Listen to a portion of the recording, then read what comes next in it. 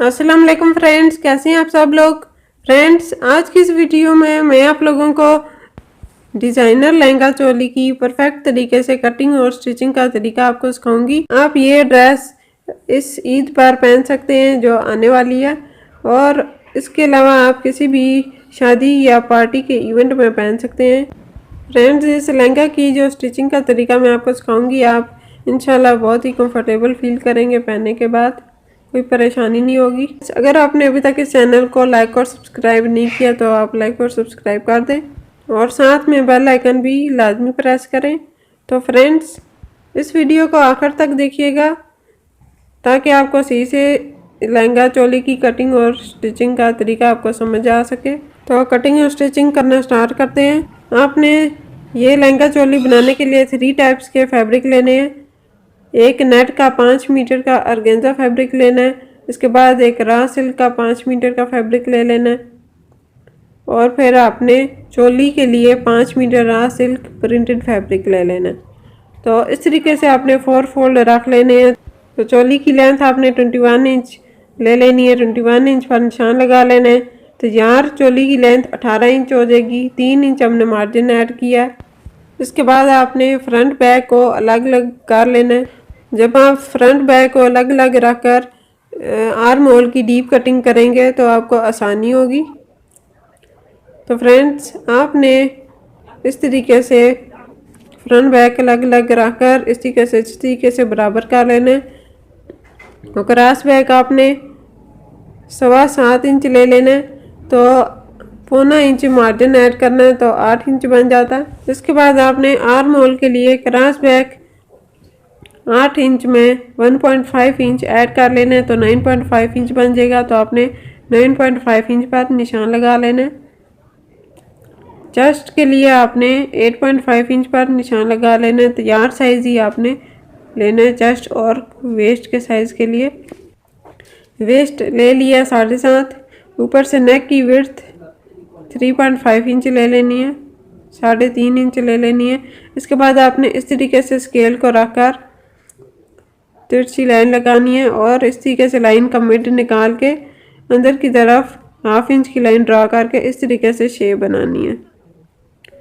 और फिर आपने 1.5 इंच एक्स्ट्रा मार्जिन ले लेना है, और 18 इंच पर चोली तैयार करनी है। तो इसके सामने आपने एक निशान लगा लेना है ताकि हम कटिंग कर सकें। इस तरीके से पहले आपने आगे वाली गोलाई की कटिंग करनी है, पीछे वाली गोलाई की कटिंग आपने नहीं करनी।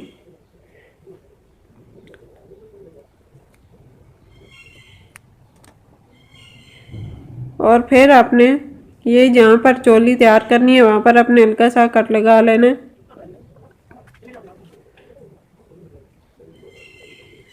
और फिर फ्रंट पैनल की डीप कटिंग कर लेनी है।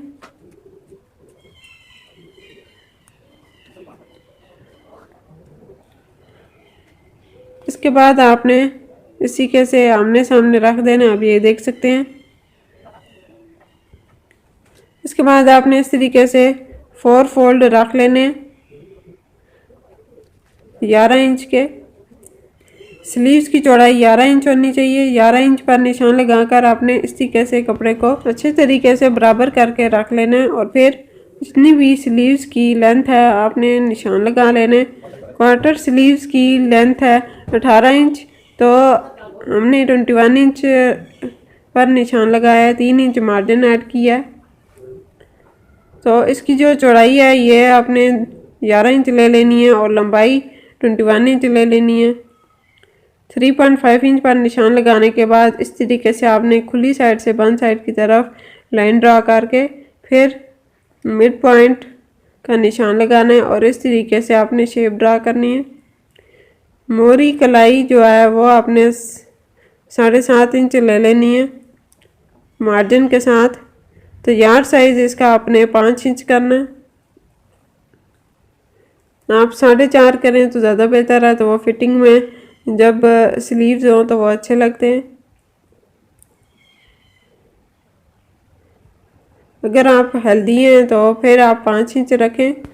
इसके बाद लहंगा की कटिंग के लिए आपने जितने भी कपड़े की आपकी लंबाई है उसमें अपने मार्जिन ऐड करके जितनी भी लेंथ है वो ले लेनी है। निशान लगाकर आपने कपड़े को अच्छी तरीके से डबल कर देना है। डबल करने के बाद आपने जो ओपन वाली साइड है वो अपनी साइड रखनी है और जो बंद वाली साइड होगी वो आपने एक्स्ट्रा कटिंग वाली साइड पर रखनी है। जो कपड़ा एक्स्ट्रा होगा वो पीछे की तरफ आ जाएगा। इसके बाद आपने ये जो ओपन वाली साइड है वहाँ से इस तरीके से आपने त्रिकोण शेप में कपड़े को रख लेना है और ये 4 फोल्ड बन जाएंगे।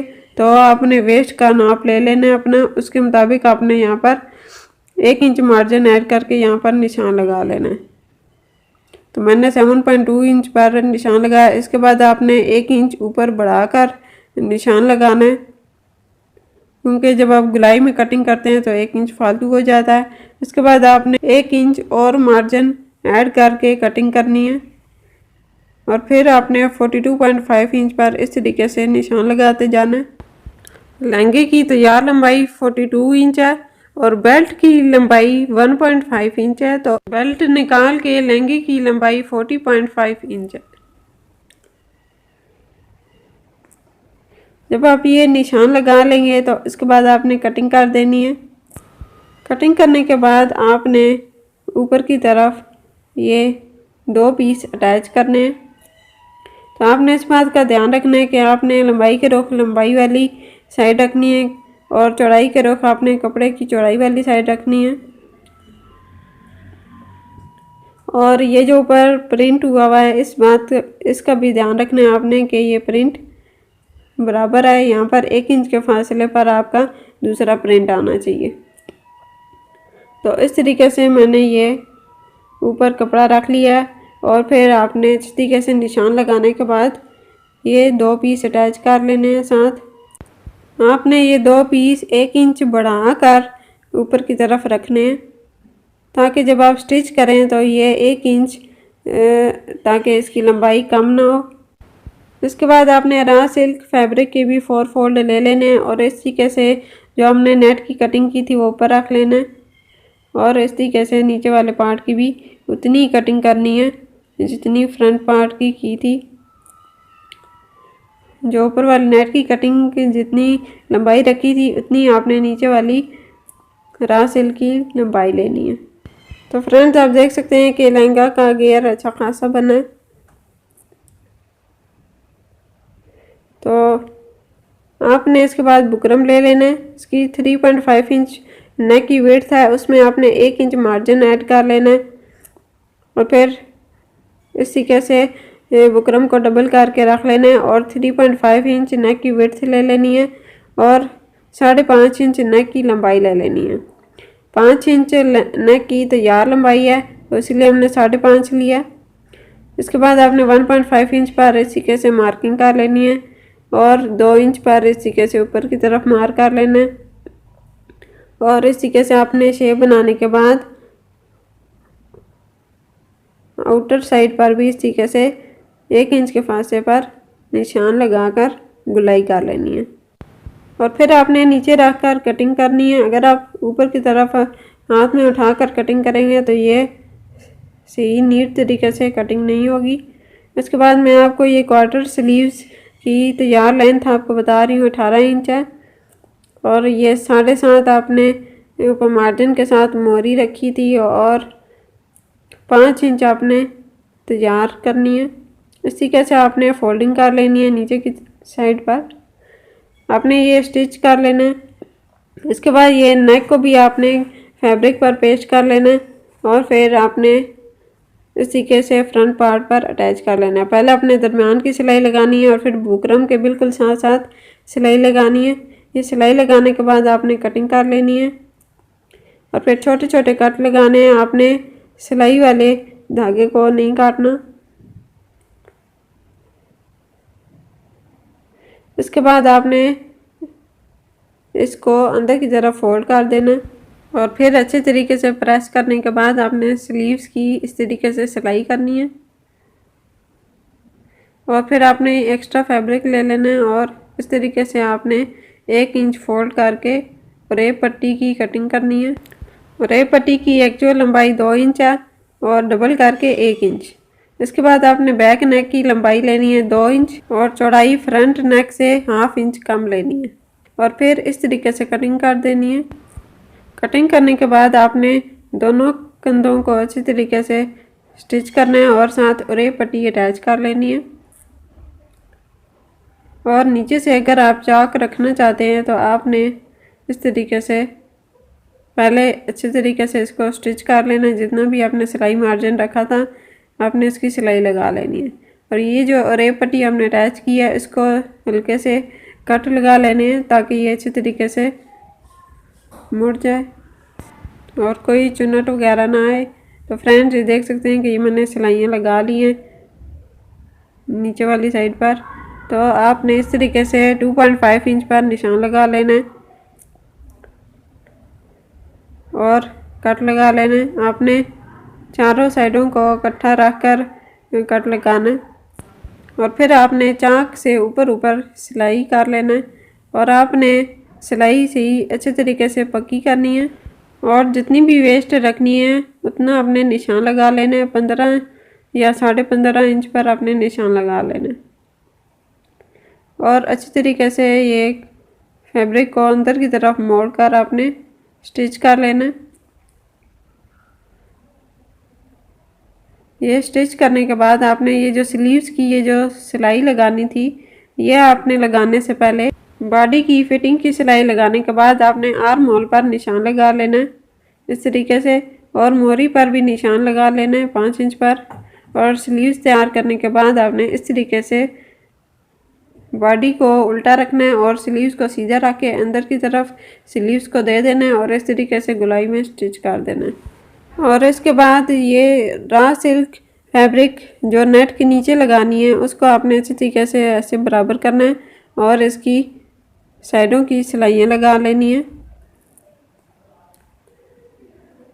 और इसके बाद आपने ये जौन सी ऊपर वाली नेट है उसको भी आपने साइडों की सिलाइयाँ लगा लेनी है। और आपने एक साइड ओपन कर लेनी है। ये देख सकते हैं कि मैंने ये 8.5 इंच के फासले पर ये एक साइड को ओपन किया। ये साइड जब आप लहंगा पहने तो ये राइट साइड पर ये साइड आनी चाहिए।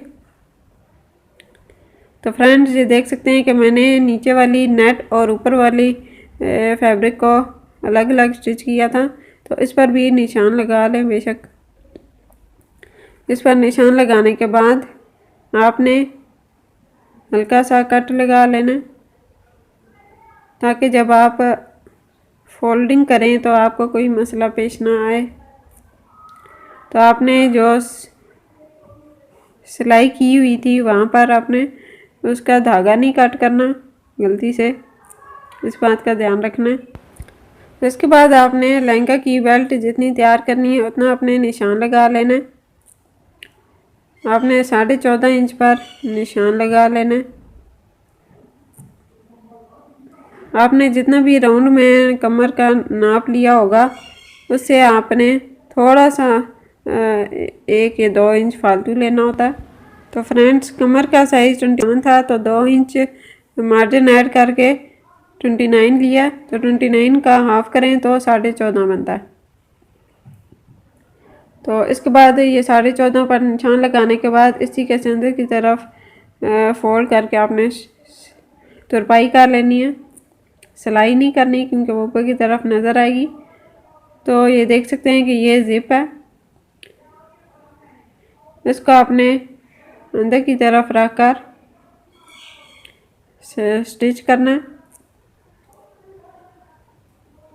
आप ये जिप लगाने के लिए सिंगल पाँव मशीन पर लगाएं ताकि जिप लगाने में आसानी हो।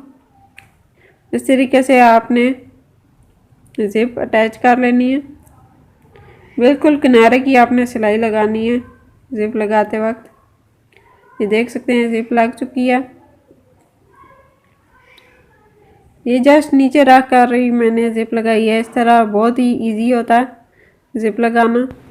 इसके बाद जो फ्रंट साइड पर बेल्ट आएगी उसकी मार्जिन के साथ जो चौड़ाई बन रही है वो 16.5 इंच है। और बैक साइड पर जो बेल्ट अटैच होगी उसकी मार्जिन के साथ चौड़ाई 18.5 लेनी है। तो जो इलास्टिक है वो 10 इंच लेना है। इलास्टिक में भी मार्जिन ऐड किया हुआ है 1 इंच। इसके बाद ये जो फैब्रिक की लंबाई है ये 5 इंच है। और जो बुकरम की लंबाई है वो 1.5 इंच है।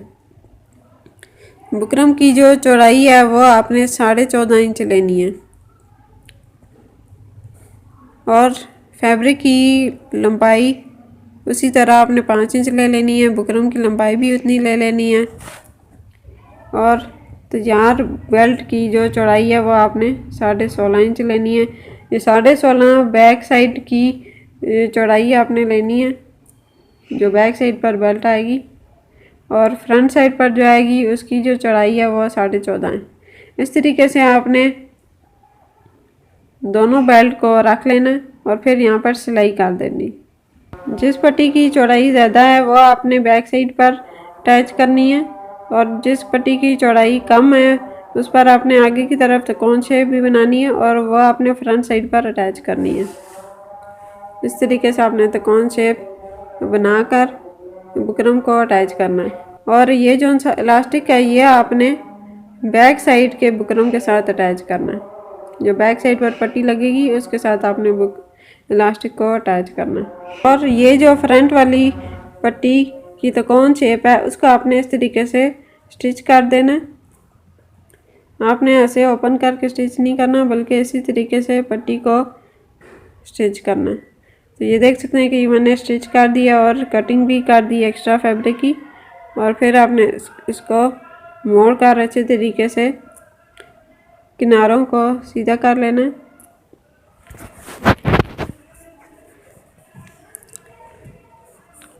और आपने फुल बेल्ट को स्ट्रेट करके बराबर कर देना। और ये जो सी इसकी दूसरी वाली साइड है वहाँ पर आपने इस तरीके से स्टिच करना है। 1 इंच बढ़ाकर नीचे वाला कपड़ा होना चाहिए। जो बैक साइड वाला कपड़ा है वो आपने 1 इंच बढ़ाकर रखना है। और जो बुकरम वाली साइड है वहाँ वो वाला आपने 1 इंच नहीं बढ़ाना, वह आपने ऊपर फोल्ड ही करके रखना है। और इसके बाद आपने इस तरीके से मोड़ देना है और फिर ये स्टिच करना है फुल बेल्ट के साथ। तो फ्रेंड्स ये देख सकते हैं कि ये पट्टी किस तरीके से तैयार हुई है। आपने इस तरीके से पट्टी को रखना है। बुकरम वाली साइड ऊपर की तरफ रखनी है और इस तरीके से आपने रखकर बिल्कुल बुकरम के साथ साथ सिलाई करनी है और फुल पट्टी को आपने अटैच कर लेना है।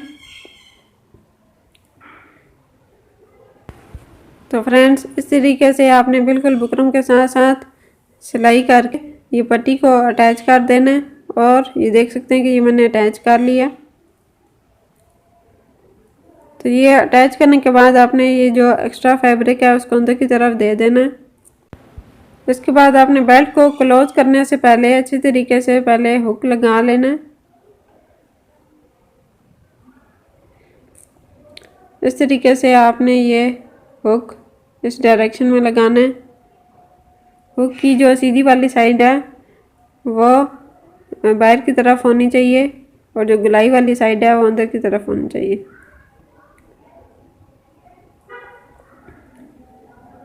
आपने नीचे की तरफ पहले वो हुक की नीचे वाली साइड रखनी है और ऊपर से आपने हुक थोड़ी ज़ोर से दबानी है, तो फिर वो उन सुराखों में घुस जाएगी। तो जब वो सुराखों में घुस जाएगी तो आपने उसे हल्का सा किसी चीज़ से ठोकना है, तो वो खुद ब खुद हुक अटैच हो जाएगी। ये देख सकते हैं कि मैंने हुक को अटैच कर लिया। हुक की जो दूसरी वाली साइड होती है वो आपने यहाँ पर लगानी है। जहाँ पर आपकी ज़िप ख़त्म होती है बिल्कुल वहाँ पर आपकी हुक की दूसरी वाली साइड अटैच होगी। आपने इस तरीके से हुक की दूसरी वाली साइड अटैच कर लेनी है। ये अटैच करने के बाद आपने इसकी जो नीचे वाली साइड है वो भी इसके सुराखों में घुसा देनी है और फिर इसको बिठोकर मजबूत कर लेना। तो फ्रेंड्स, ये हुक की दूसरी वाली साइड लग चुकी है।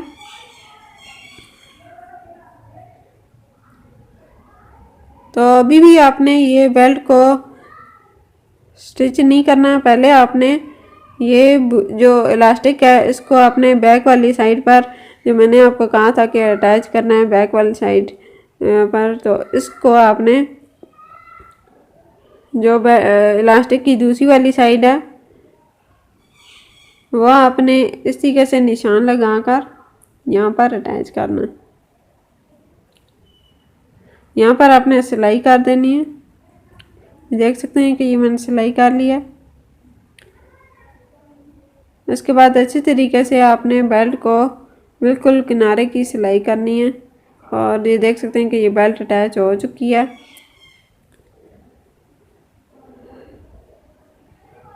और ये इस तरीके से आप बेल्ट डालेंगे, आपको कोई मसला पेश नहीं आएगा। आपको डालते वक्त भी ये बिल्कुल भी लहंगा नहीं फंसेगा क्योंकि आपने ऊपर जिप अटैच किया है। और नीचे वाली साइड पर आपने ये जो नेट है उसको बारीक फोल्ड करके सिलाई कर लेनी है फुल राउंड में। और जो नीचे वाली रॉ सिल्क फैब्रिक है उसको आपने इस तरीके से बुकरम अटैच कर लेना। ये देख सकते हैं कि ये मैंने कैसे बुकरम अटैच किया हुआ है। ये 1 इंच का मैंने बुकरम काटा हुआ था फुल राउंड के हिसाब से और फिर आपने 2 इंच के फासले पर इस बुकरम को अटैच करके इसको ऊपर की तरफ फोल्ड करके स्टिच कर देना।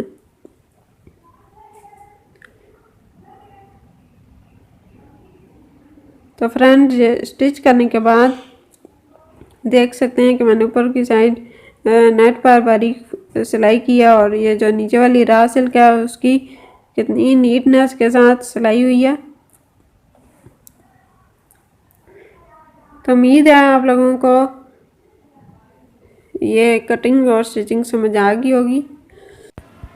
इंशाल्लाह आपसे नेक्स्ट वीडियो में मुलाकात होगी। अल्लाह हाफिज़।